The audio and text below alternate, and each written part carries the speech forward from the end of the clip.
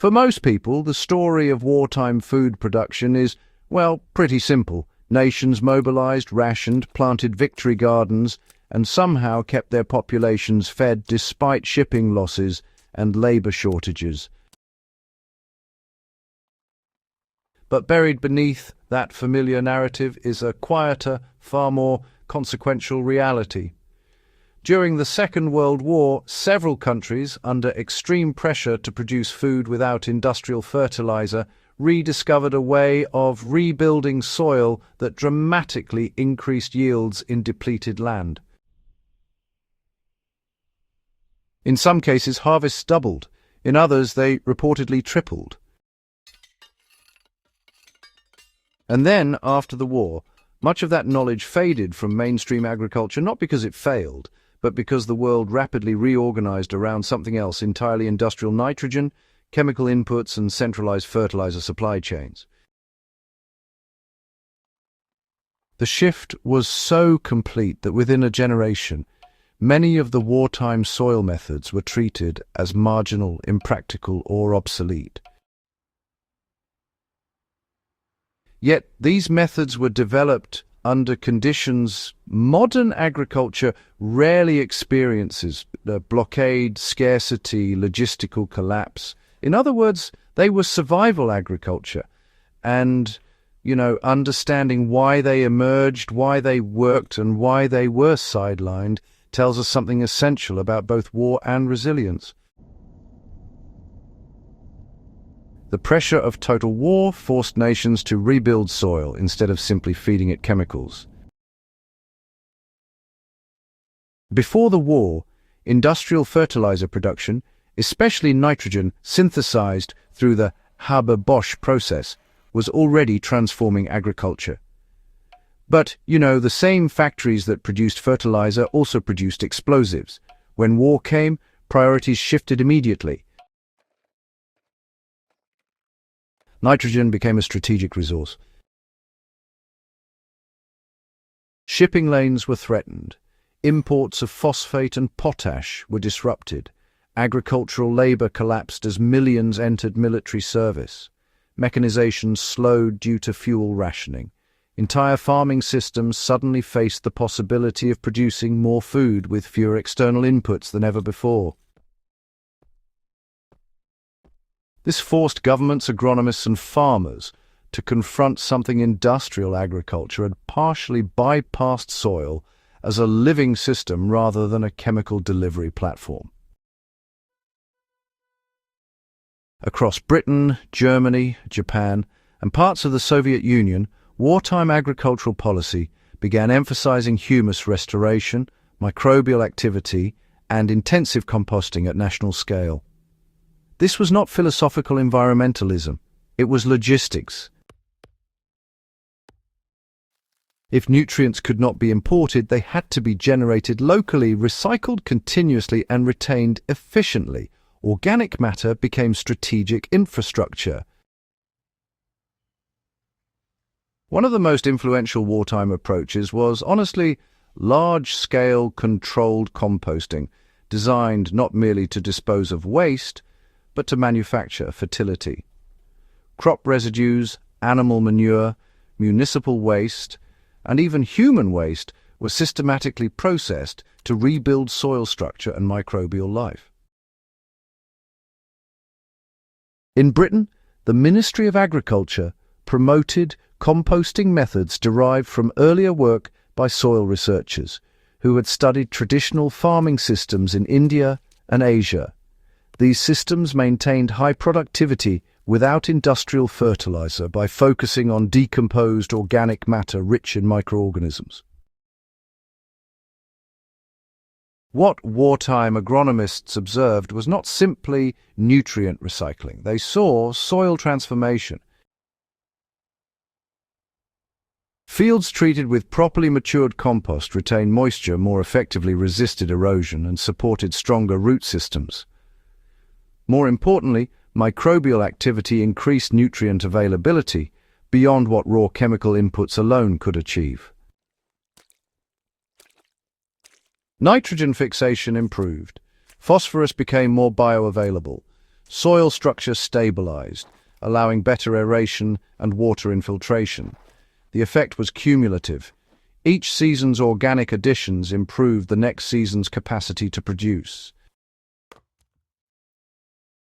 Under intensive management, degraded soils recovered quickly, sometimes within just a few growing cycles. Crop yields rose not only because nutrients were added, but because the soil ecosystem itself became more efficient at supporting plant growth.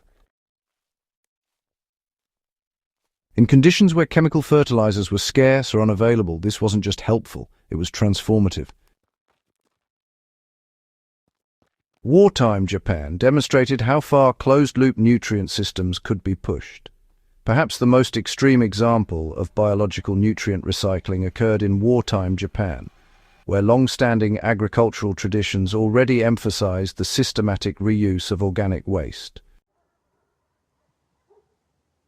Under wartime blockade conditions, these practices intensified dramatically.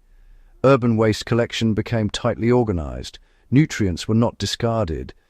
They were transported, processed, and returned to farmland. Soil management focused on maintaining continuous biological productivity rather than, just relying on periodic chemical supplementation. Observers noted extraordinarily high yields from relatively small cultivated areas. These results were not the product of a single technique, but of a fully integrated nutrient economy. Nothing was wasted. Everything fed the soil. From a modern survival perspective, the lesson is clear. Agricultural output is not solely determined by how much fertilizer is added, but by how efficiently a system retains and cycles what it already has.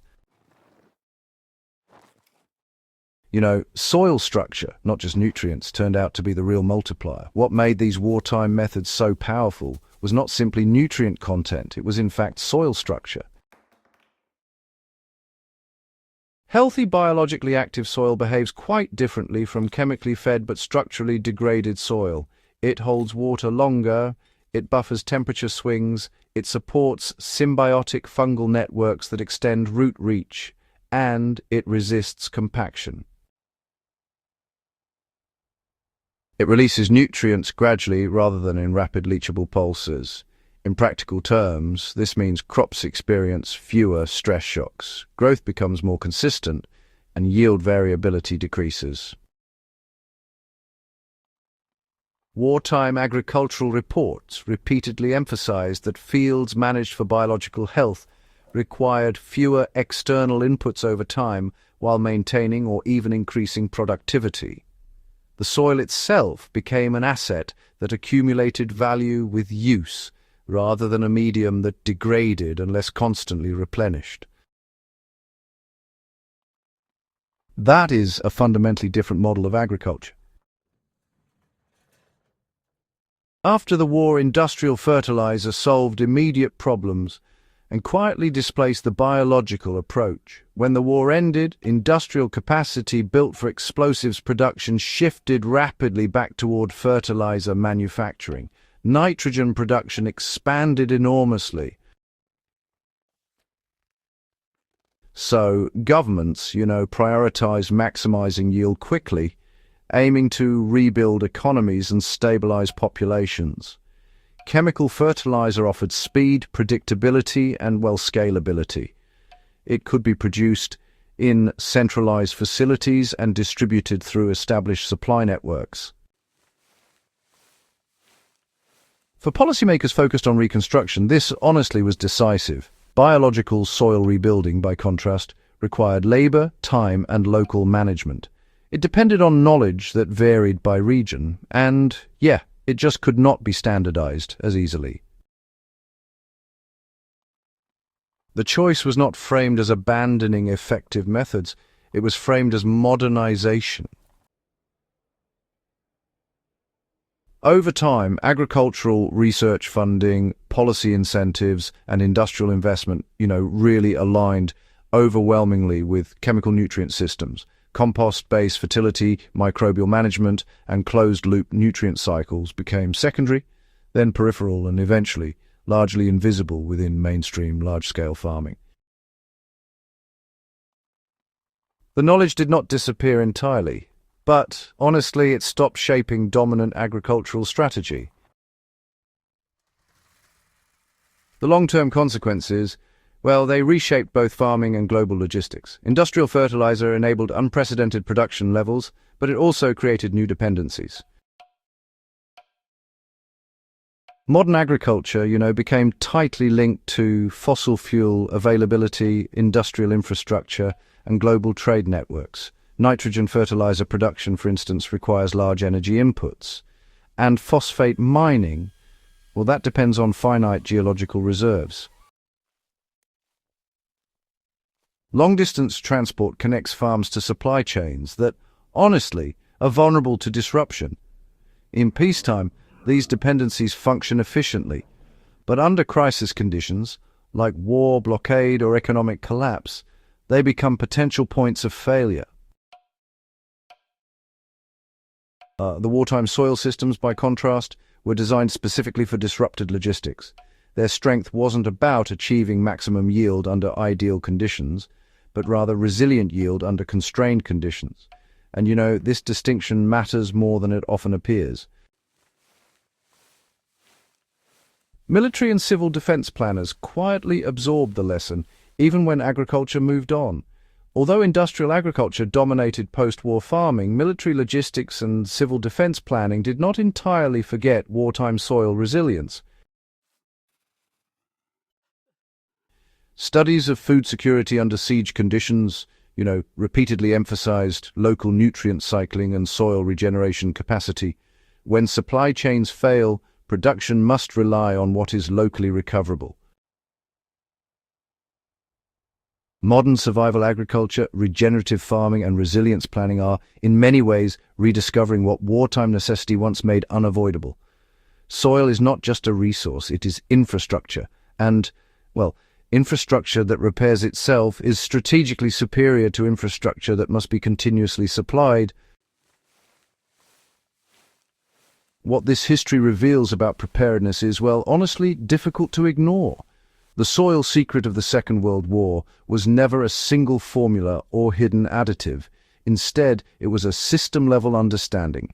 Fertility is not something applied from outside, but cultivated from within. Under conditions of abundance, industrial inputs are efficient. Under conditions of scarcity, biological systems endure. The reason these methods seem forgotten is not that they failed. It is that they were developed for a world most people hoped never to face again. But history rarely eliminates risk. It only changes its form. Understanding how wartime societies fed themselves when supply chains collapsed reveals something fundamental about resilience, adaptation, and the relationship between technology and survival. These were not experimental theories. They were operational necessities that sustained entire populations under extreme constraint. Remembering them is not nostalgia. It is preparedness. If you value deep, evidence-based historical analysis that connects past survival strategies to present-day resilience, subscribe to Logistics of Survival and share this video with others who believe overlooked history still has lessons worth learning.